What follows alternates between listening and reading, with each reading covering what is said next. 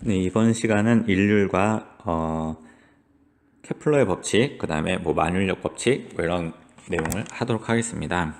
뭐 일률은 이제 중단원의 이제 마지막 부분이고요. 책에서도 크게 다루지 않기 때문에 이제 간단하게만 하고 넘어가도록 할게요.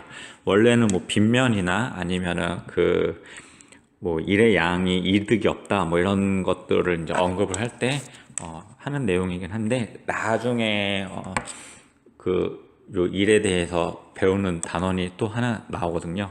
예, 그때 이제 좀 더 자세하게 다룰 만한 내용이 있으면 이제 다루도록 하겠습니다. 뭐 일률이라고 하는 말은 뭐 정의가 나와 있는 것처럼 1초당 한 일이라고 해서 나오는데 어떤 뭐 A라고 하는 사람과 B라고 하는 사람한테 같은 일을 시켰을 때 누가 더 빠르게 하느냐, 누가 더 빠르냐 라고 해서 시간의 요소가 좀 필요하다는 거죠. 시간.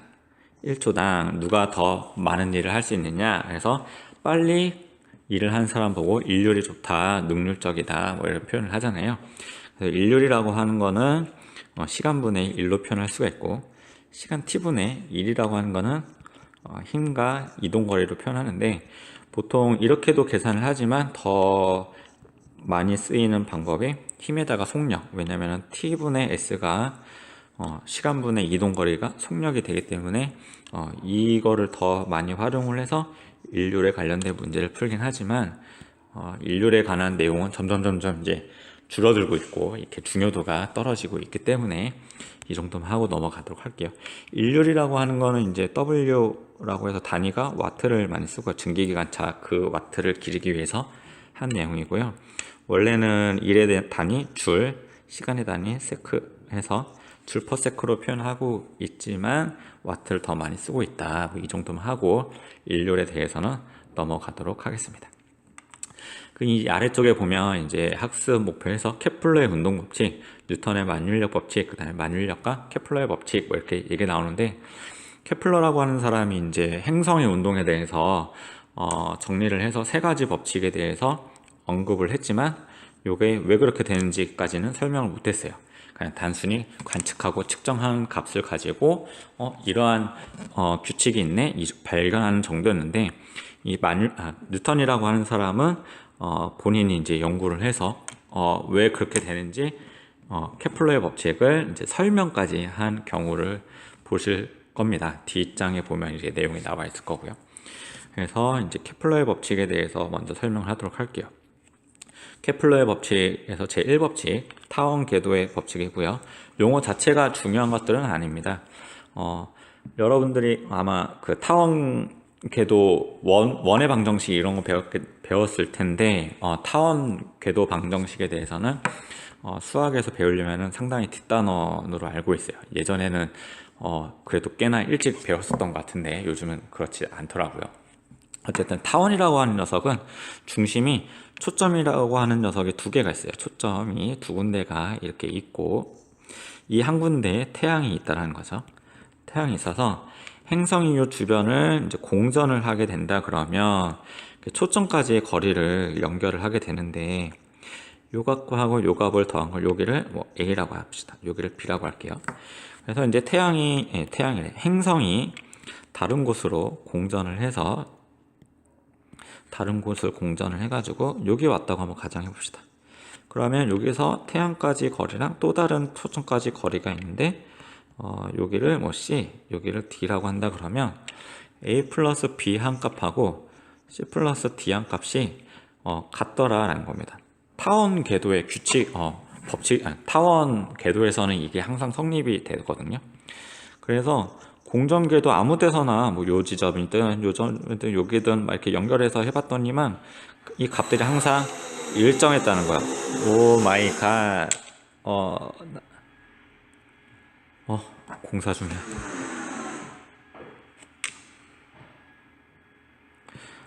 네, 영상을 미치겠네.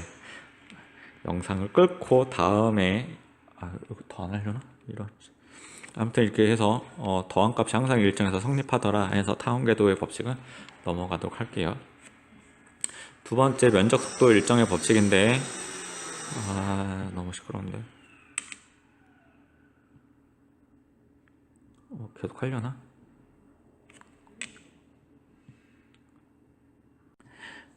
두 번째는 면적 속도 일정의 법칙을 하겠습니다. 이제 타원 궤도에서 여기 점이 찍혀져 있는 부분이 뭐 지구가 있다라고 가정을 해볼게요. 그래서 여기 태양에서 가장 가까운 지점이 여기를 이제 근일점이라고 하고요. 근일점. 그 다음에 태양에서 가장 멀리 있는 이 지점을 원일점이라고 합니다. 이거는 뭐 지구과학 시간에 배웠던 용어일 거고. 그래서 이제 지구가 여기 있다고 가정했을 때 여기까지 한 칸, 두 칸, 세 칸, 네 칸에서 이동을 하게 되는데 그때 걸린 시간을 뭐 4달이라고 하겠습니다. 4달 동안 이렇게 움직였다 라고 치면 지구라고 하면 어쨌든 4달이라고 한다 그러면 여기 지점에서 여기까지 하나, 둘, 셋, 넷, C 지점까지 여기까지 이동한 것도 4달. B에서도 마찬가지 하나, 둘, 셋, 넷 같은 시간 동안 움직였다는 거예요. 저는 4달이라고 기준을 했지만 같은 시간 동안 움직였을 때 A 지점은 이렇게 태양까지 연결된 여기 면적이 생기고요. B는 여기까지 면적, C는 이렇게 면적이 나오는데 면적 속도 일정의 법칙이라고 해서 같은 시간 동안 움직였을 때 면적은 같은 면적이 만들어지더라 라는 겁니다.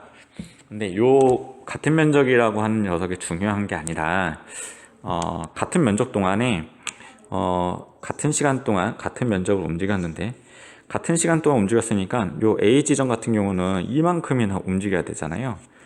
C는 요렇게 요 정도만 움직여도 되는데 즉 같은 시간 동안에 요 A 지점은 많이 움직여야 되고 여기는 조금밖에 안 움직이죠. 그러니까 속력 자체가 요 A 지점이 빠르다는 거죠. 그래서 속도 차이가 나더라 라는 겁니다. 그래서 근일점인 곳에서 속력이 가장 빠르고요. 원일점에서는 속력이 가장 느리더라, 공전 속도가 차이가 나더라 라는 거를 하나 알 수가 있고요. 참고적으로 추가한다 그러면 공전 속도는 매번 바뀐다, 일정하지 않다라는 내용이 또 중요한 내용이 되겠습니다. 그래서 제2기 법칙은 이렇게 하도록 넘어갈게요.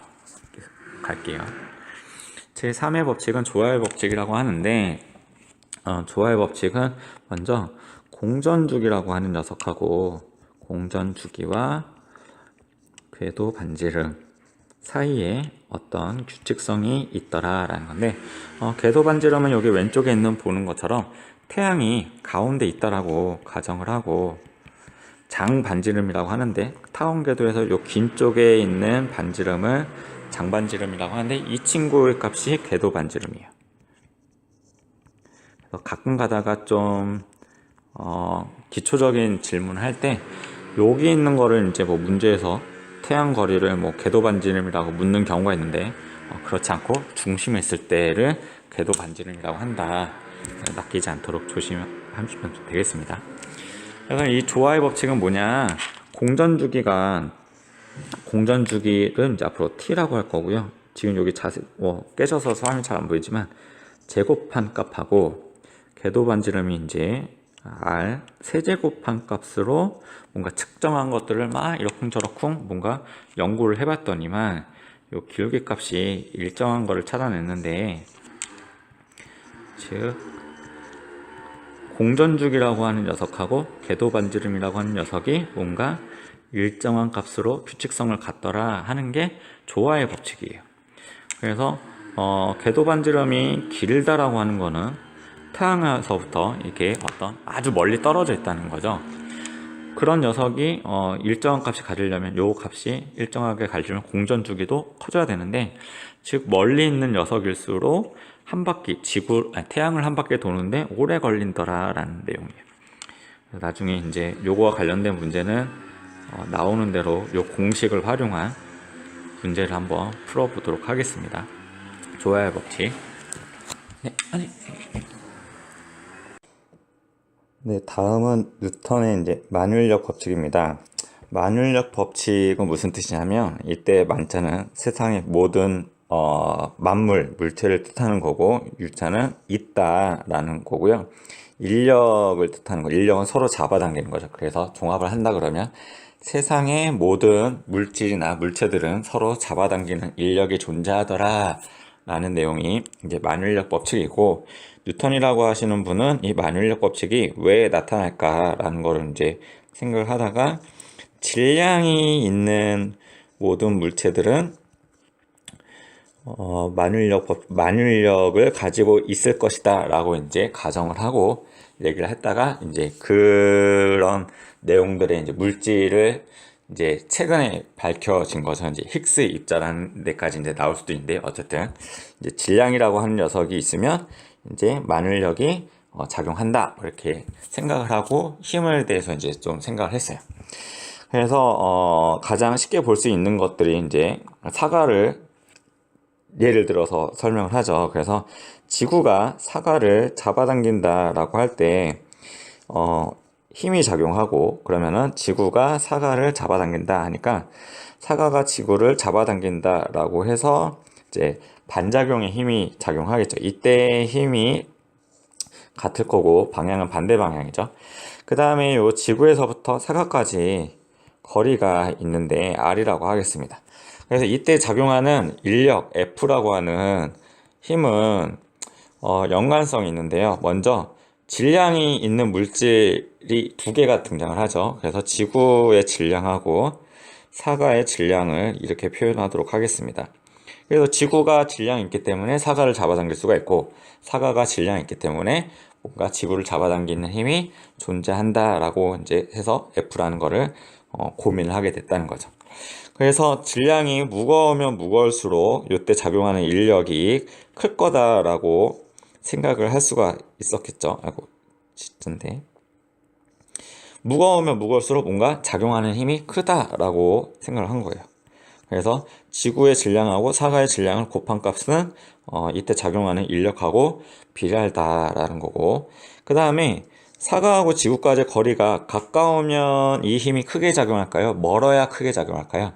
가까이 있을수록 잡아당기는 힘이 세게지겠죠. 그래서 가까이 있을수록, 거리가 짧을수록 작용하는 힘이 커질 것이다 라고 해서 반비례 관계가 있는데, 이때 그냥 반비례 있는 게 아니라 뭔가 거리의 제곱에 반비례하더라 라는 거를 이제 생각하고 찾아낸 거고 계산을 했던 거죠. 그래서 물리 하시는 분들은 이런 비례 관계를 별로 안 좋아한다 그래서 얘를 이퀄로 바꿔줘야 되는데, 그래서 F는 해서 바꿔주려면 여기에 특별한 상수가 붙는데요. 이때 여기 보시면 알겠지만 라지 G라고 해서 중력 상수라고 하고, R 제곱에 지구의 질량, 사과의 질량, 요게 이제 만유인력 법칙입니다. 왼편에서 이렇게 일반적인 형태로 주어진 거죠. 하나의 질량을 라지 m, 스몰 m 이렇게 표기했지만 저는 mg, m 사과로 표기를 했습니다. 요 형태가 이제 만유인력 법칙이에요. 만유인력 법칙 잘 알아두시고요. 그래서 요 법칙 갖다가 무엇을 한 거냐, 그냥 사과 먹으려고 이제 생각한 게 아니라 그때 당시 이 법칙을 생각하기 전부터 계속 지구랑 달의 연관성에 대해서 이제 많이 고민을 했었어요. 그래서 사과가 떨어지는 것을 보고 이 법칙이 이제 떠오른 다음에 이거를 달에다가 적용을 한 거죠. 왜 달은 떨어지지 않을까라는 건데, 달을 잡아당기는 힘, 구심력이라고도 하지만 힘이 작용하고 있지만 이 달이 공전하고 있잖아요. 공전하는 이유는 어떤 공을 실에다가 매달아서 이렇게 막 돌리게 된다 그러면 원운동을 하게 되는데, 이제 요 거리가 이제 실이라고 생각을 하시면 되겠죠. 잡아당기는 힘이라고 할 때 그 공 또는 달 같은 경우는 이 원에서 접선 방향으로 나가려고 하거든요. 그래서 줄을 끊게 된다 그러면 이 접선 방향으로 날아갈 텐데, 구심력이, 지구가 달을 잡아당기는 만유인력이 계속 작용하고 있으니까 원래는 이쪽 방향으로 나가려고 하던 게 잡아당기는 힘에 의해서 이만큼 떨어지게 되는 거죠. 사과가 지구에 떨어지는 것만큼 달도 이렇게 떨어지고 있더라라는 거죠. 그래서 이런 식으로 공전을 하게 되고, 만약에 여기서도 이제 계속 매 순간 접선 방향으로 나가려고 하는데 여기서도 이렇게 지구로 이렇게 떨어지고 있고, 접선 방향으로 가고 있다고 하더라도 이쪽으로 떨어지고 있고, 이런 식으로 제가 그림을 이렇게 그리긴, 지구 중심 방향으로 그리긴 했지만 매 순간 떨어지고 있어서 지구에 도달하지는 않고 원운동을 하게 되더라 하는 게 만유인력 법칙으로 설명이 가능하다라는 겁니다. 그래서 좀 이런 심플한 원리로 세상에 엄청나게 크고 부피가 대단한 것도 이제 설명이 가능하기 때문에 이제 대단하다고 이제 설명을 하는 거죠. 어쨌든 이제 만유인력 법칙의 이제 형태를 좀 알아두시면 좋을 것 같고요. 이제 여담이지만 여러분들 중력 가속도가 왜 9.8m/s인지 이제 예전부터 이제 외우고 다녔었잖아요. 그래서 왜 이 값이 이렇게 나오는지 이제 살펴보도록 하겠습니다. 지구가 달을 인력으로 잡아당기는데 이때 작용하는 게 달로 하지 말고 사가로 할까요? 여기 있는 사가로, 빨간색이지만 힘으로 잡아당길 때 이때 F는 ma이기 때문에 이때 사가의 질량하고 사가의 가속도라고 하겠습니다. 그때 작용하는 힘이 만유인력이니까 요 형태랑 같은 거예요. 그래서 요 값이 m 사가의 질량하고 가속도의 질량, 가속도의 질량이에요. 가속도랑 같게 되겠죠. 그래서 요거랑 지워지고, 그 다음에 이제 남아있는 게 r 제곱에 g m이 남게 되겠죠. 요 값이 가속도 이 친구랑 같게 되는데, 요걸 한번 계산한다 그러면 이때 r이라고 하는 거는 요때 사가하고 지구까지의 거리가 되겠죠. 아까 말했던. 근데 이제 사가가 보통 떨어질 때 사과나무에서 떨어지잖아요. 그러니까 이 r이라고 하는 건 그림상으로는 이렇게 보이긴 하지만 지구 표면에 붙어 있는 사과나무에서 떨어져서 요 지구 중심하고 거리를 따져준다 그러면 이때 r이라고 하는 거는 지구의 반지름이나 다름없는 거죠. 오차는 아주 있겠지만. 그래서 반지름을 누군가가 먼저 구해냈어요. 6.4 곱하기 10의 6제곱 값인데 요거를 제곱을 하는 거니까 한 번 더 곱해야 되겠죠. 6.4 곱하기 10의 6제곱이고, 그 다음에 중력가속도래. 이 중력 상수값도 누군가가, 과학자가 계산을 해냈어요. 6.67 곱하기 10의 마이너스 여기 얼마였더라? 잠시만요. 여기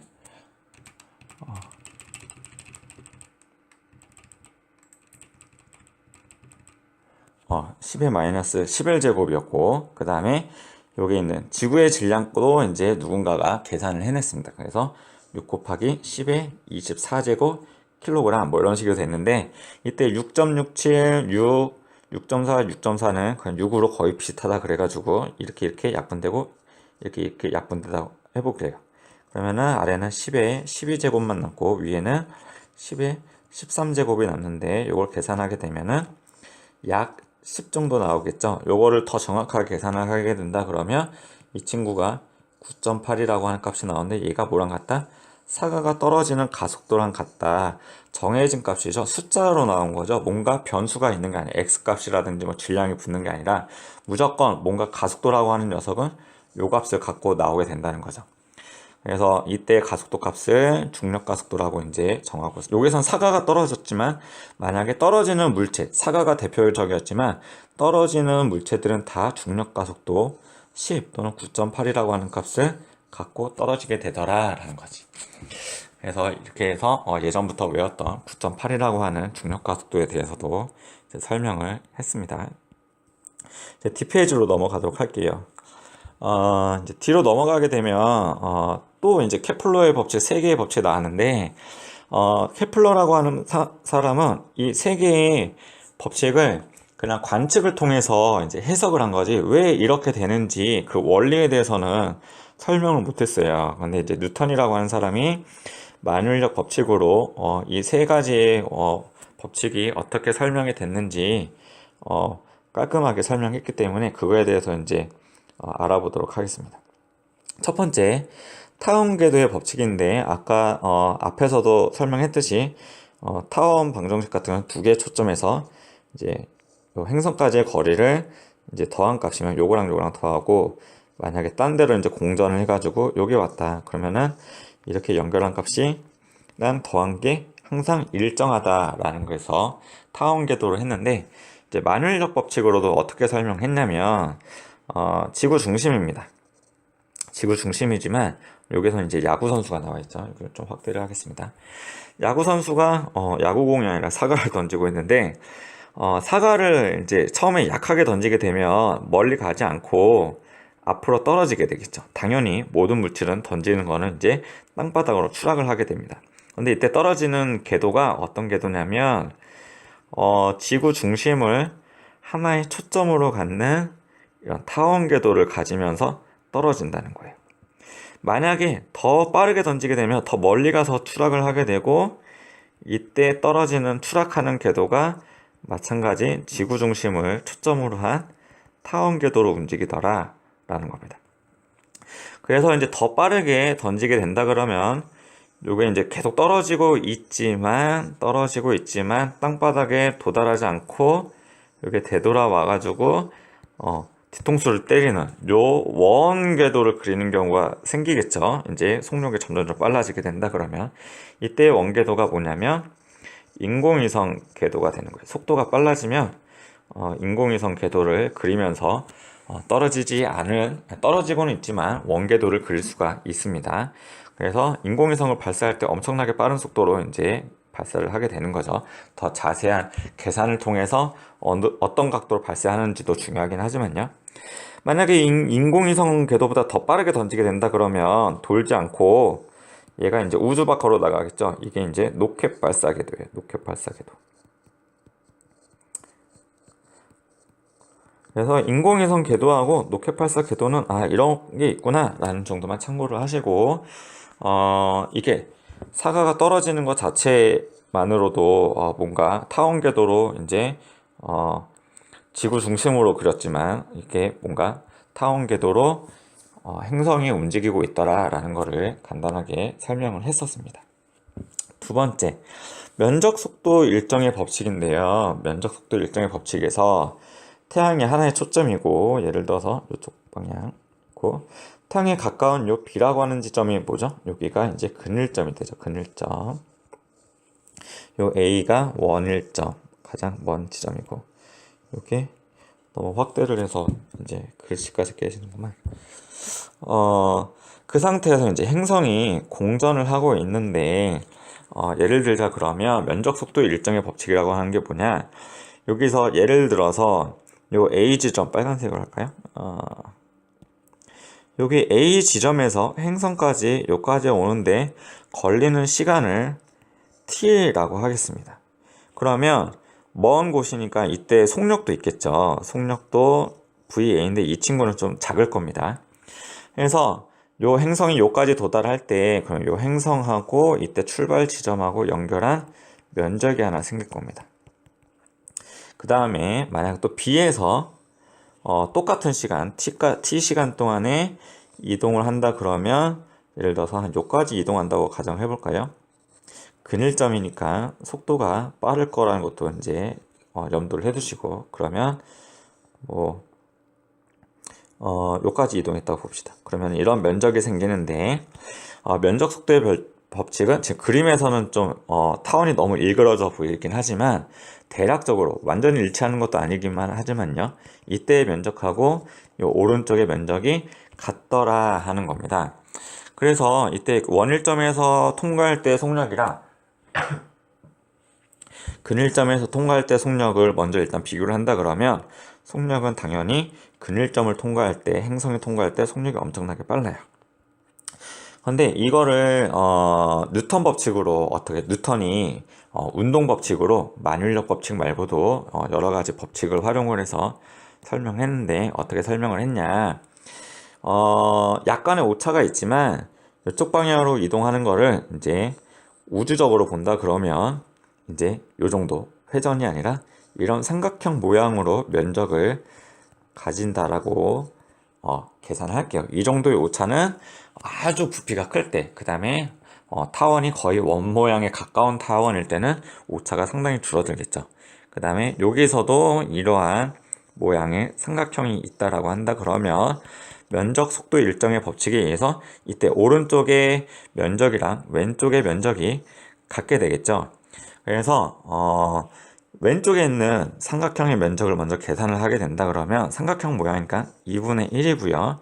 이때 높이가 라지 R이 되겠죠. 라지 R에 밑변이 나와 있어야 되는데 이때 우리는 이동거리를 뭘로도 계산을 할 수가 있냐면 이동거리는 속력 곱하기 시간으로도 계산을 할 수가 있어요. 왜냐면은 속력은 시간분의 거리이기 때문에 이때 거리는 이쪽 이항시켜서 속력 곱하기 시간으로도 계산을 할 수가 있죠. 그래서 이때 요거의 이동거리를 계산하고 싶은데 이때 속력, 원일점을 통과할 때 속력이랑 그때 걸린 시간을 곱한 값이 되겠죠. 그래서 VAT가 되겠지. 그래서 이때 곱하기 면적을 계산하면 VAT가 이동거리가 돼서 이때 요 계산한 값이 요 왼쪽 삼각형의 이동거리가 될 거고요. 면적이 될 거고요. 이동거리가 아니라 면적. 오른쪽에 있는 것도 마찬가지 계산을 한번 해보겠습니다.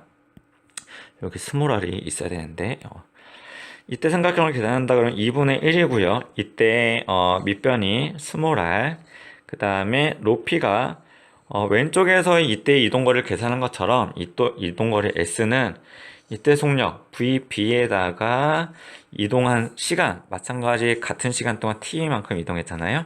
이렇게 되겠죠. 그래서 이 친구랑 위에 있는 걸 계산을 하게 된다 그러면 VB의 t가 되는 거죠. 그래서 2분의 1 약분하고 시간 약분하게 되면 어떤 값이 나오냐면 VA 라지 R은 VB의 스몰 r이 되는 거죠. 요거를 이제 비례식으로 표현할 수가 있죠. 그래서 R 대 스몰 r은 내양 외양 뭐 이렇게 곱해야 되는 거니까 요게 이제 VB 대 VA가 되겠죠. 내양의 곱이 오른쪽, 외양의 곱이 왼쪽으로 나타내는 거 비례식을 이렇게 계산했습니다.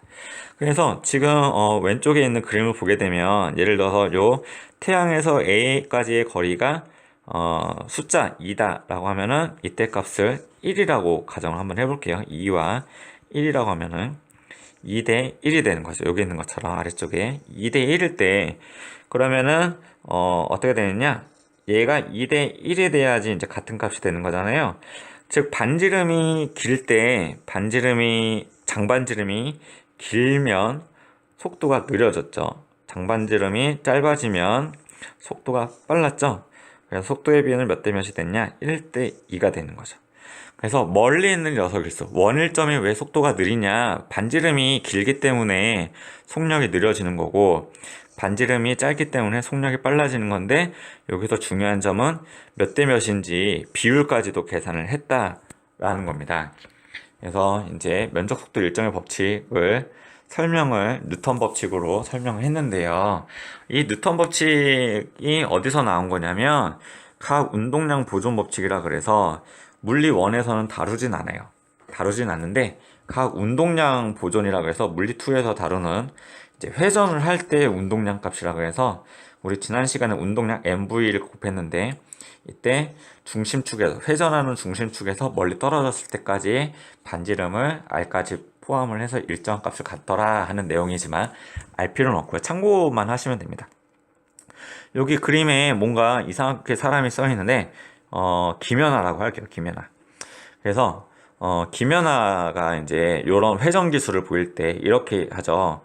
처음에는 이렇게 팔을 길게 뻗고 있다가 이제 팔을 이렇게 오므리게 된다 그러면 팔을 이렇게 그림으로는 못 그리겠는데 팔을 오므리게 된다 그러면 이때 회전하는 속도가 엄청나게 빨라집니다. 이제 왜 그러냐면 여기 중심축에서부터 이때 멀리까지의 거리를 라지 R이라고 하고 그때 속력을 뭐 VA 이럴까요? 그 다음에 팔을 오므렸을 때 여기 오른쪽에다 그럴게요. 팔을 오므렸을 때 요 손까지의 거리를 R이라고 한다 그러면 이때 속력을 회전 속도를 B라고 할 때 요게 몇 대 몇이냐면 요게 각 운동량 값이 일정하기 때문에 뭐 각 운동량 값이 질량은 변하지 않을 거고 그래서 요 값이 일정하다는 거죠. 그래서 요때 반지름 값이 커지게 된다 그러면 속력이 작아지는 거예요. 그래서 팔을 멀리 뻗었을 때 멀리 뻗었을 때는 회전 속도가 느리고 팔을 오므리게 된다 그러면 뭐 턴 속도가 엄청나게 빨라지는 거를 이제 예전에 동계 스포츠 할 때, 동계 올림픽 할 때 많이 보셨을 겁니다. 이걸 가지고 설명을 한 거예요. 그래서 뭐냐면 여기가 이제 사람이고 회전 중심 축이에요. 그래서 이때 반지름이 길면은 회전 반경이 커져서 속도가 느려지는 거고, 그 다음에 여기가 반지름이 짧아지면 속도가 이제 커지는, 그래서 각 운동량 값으로 설명을 했더라 라는 거니까 오른쪽에 각 운동량은 그냥 참고만 하시고요. 면적 속도 일정의 법칙이 몇 대 몇이다 이렇게 계산한 거를 삼각형, 약간의 오차가 있지만 그 오차는 거의 무시할 정도의 수준으로 계산을 했었다라는 거 잘 알아두시면 좋겠습니다. 세 번째, 조화의 법칙은 궤도 반지름이라고 하는 R 세제곱하고 공전주기라고 하는 T제곱이 비례관계에 있는데, 즉 멀리 떨어지면 떨어질수록 공전하는데 오랜 시간이 걸리더라 라는 거였죠.